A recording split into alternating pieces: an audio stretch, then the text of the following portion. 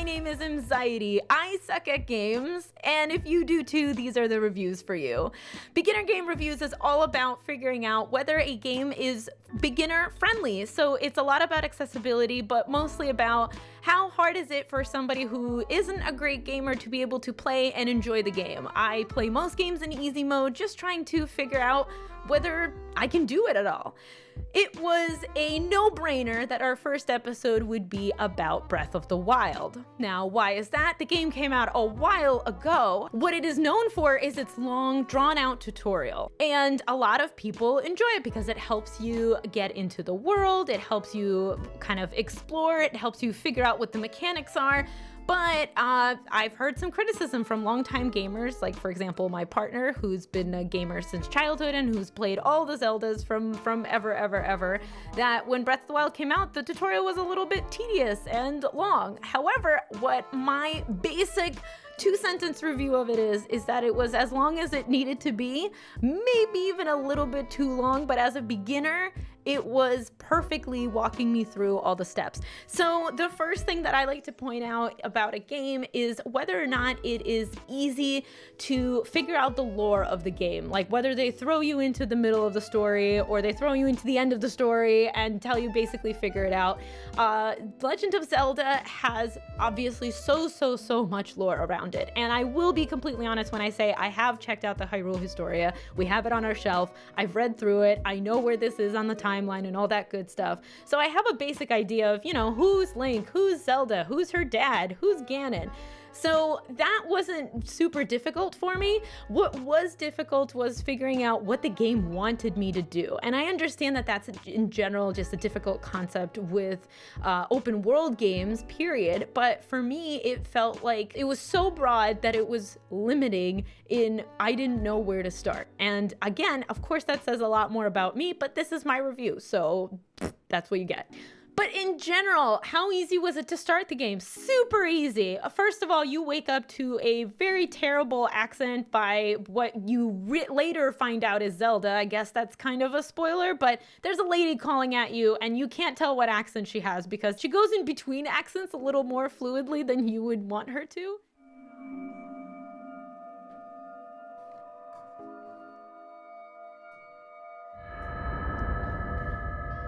Full disclosure, I watched my partner play this game. Em knows she sucks at playing games. That's the point here. Ooh, open your eyes. Okay, eyes are opened. My eyes are open.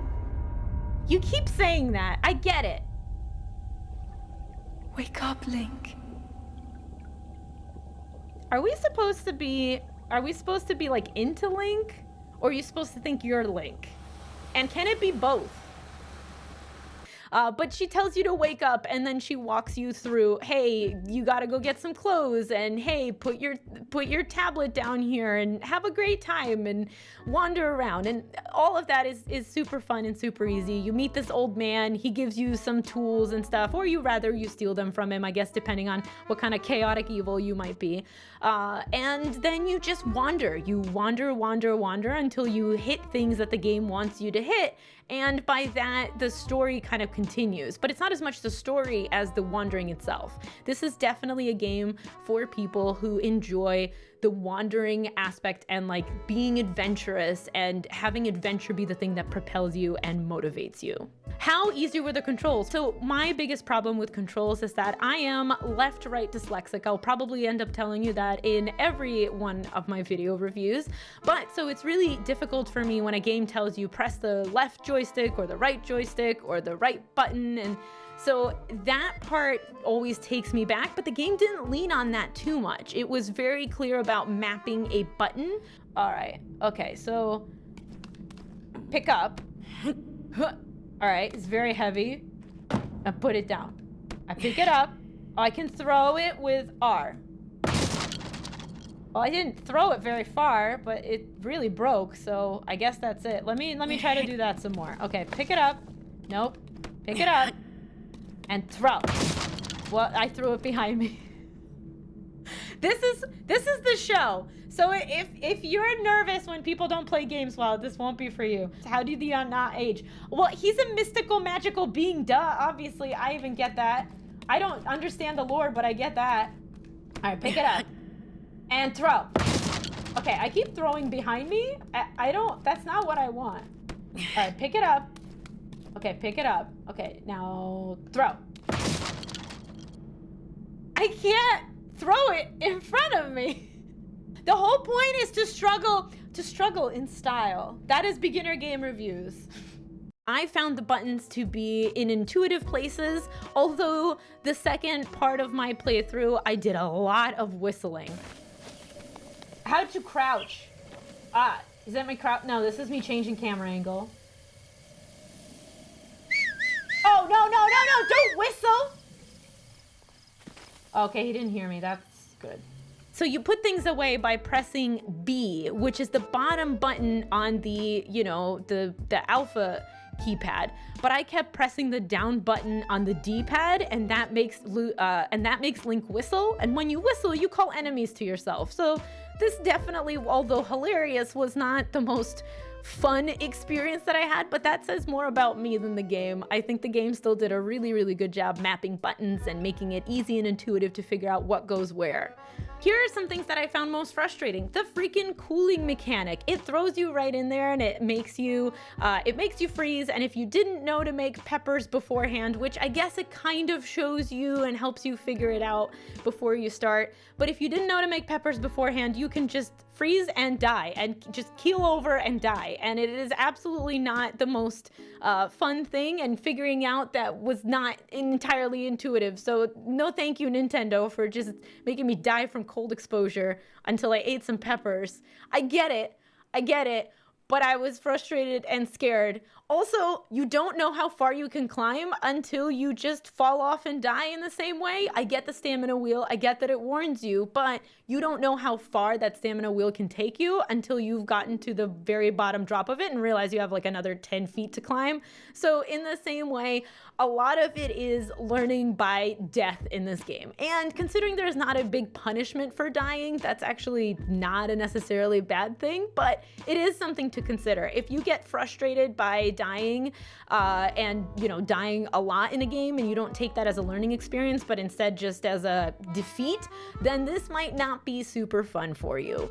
Story comprehension. The story is really easy to grasp. You do have to have a little bit of a background, but overall it was fairly easy to jump into it and kind of know who's what, and you can play the game without knowing any lore, to be completely honest. I got through, you know, the first 3 hours of gameplay with knowing the limited lore that I do, just, you know, background and characters and who does what and the timeline, which actually, now that I say it, is quite a bit of lore. But knowing the lore that I didn't feel like I was missing anything, or that the game was kind of hitting me over the head with, well, you didn't know this, so I guess you're not gonna do this. So first of all, this dungeon has a speaker system. That's number one, interesting fact. Number two, it has the technology to recognize when it gives you something over there to pick it up over here, right? So you picked up the Sheikah Slate and then it was like, oh, you have a Sheikah Slate. This is stuff that's like in Disney World. You know the magic bands? I guess it's just RFID, but it's fascinating to me that this is available in whatever times this is. It was also pretty nice about the enemies that it threw at me, the little bokoblin red friends. They were pretty easy to kill to start, and it eases you into giving you the harder bokoblins. That's not a good camera angle. I don't like that. I'm gonna slap you silly. I'm gonna take your stuff and slap you silly. Don't hurt me. That's not very nice. You can make them friendly by making them be the light by setting them on fire. You can set them on fire? I like that. My stream, we're all very friendly and we all talk about, you know, like we love each other and there's hugs and hype trains when we start. And then you all are also the same people who are like, hey, set this thing on fire. Okay, at our wedding, we had a chest that you put cards in, and when you opened it, it went, ba-na-na-na. I am missing the Zelda ba-na-na-na sound. What's up with that? Nobody look, everybody turn around. These are cuter pants. Girl, look at that booty. Girl, look at that booty. I work out. When I walk in the club, this is what I see. a big booty staring at me. Okay. I got passion in my booty and I ain't afraid to show it. I'm Zelda and I know it. Who?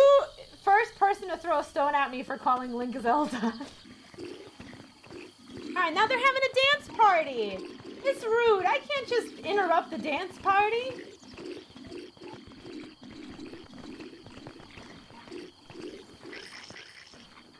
Okay, oh, they're done too. I was like, I'm done with this dance party. And don't you dare look at me. Crawling and climbing was probably the most difficult mechanic for me, just because. I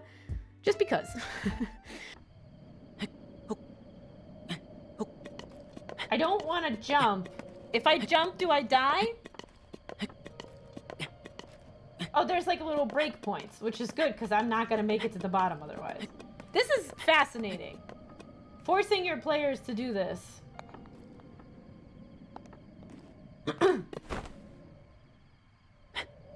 I don't want to fall and die, but I have a feeling I might fall and die. Ah!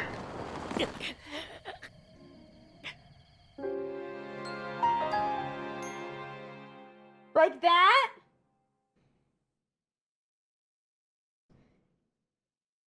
Chat says, don't do the thing, and I go, okay. It's kind of, the climbing mechanic's a little hard. Oh my god, I restart at the top of this tower. Do you know, okay, so my palms get sweaty when I have to climb stuff. First death down. Okay, cool. All right, we got this. No! Oh my god! That looks survivable.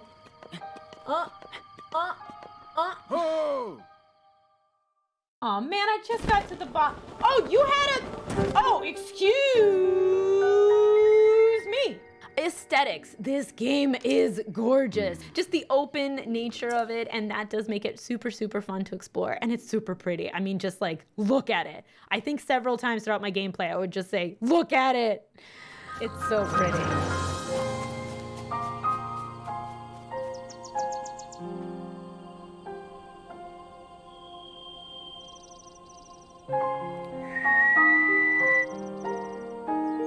It is the most beautiful intro ever. Slate has a chip tech. Woo.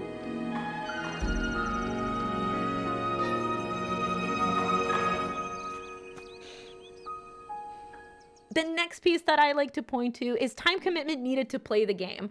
Well, considering the tutorial itself took over 3.5 hours for me to complete as a novice game player, you definitely need to commit a lot of time. And I could see how if you are a completionist and you do enjoy 100% in games, I don't know that you necessarily are also a beginner gamer, but if you are into 100%ing a game, I can imagine you would have a very, very, very long time to play. But if you just want to get through the main story and figure out how to get to Ganon, you can either play through it, I guess, in probably, you know, mere hours, or you can take days and days and days. And I think that's part of the fun of it. I think that's why people, especially other Legend of Zelda fans, love this game so much. Ooh. I must ask you, Courageous One, do you intend to make your way to the castle? I guess I do. I had a feeling you'd say, well, I just learned about it. I guess I need a purpose in my life. I just woke up. I have no idea what I'm doing here. So I need some kind of purpose. I might as well go kill this demon thing you got talking about. All right, here's my fast pass.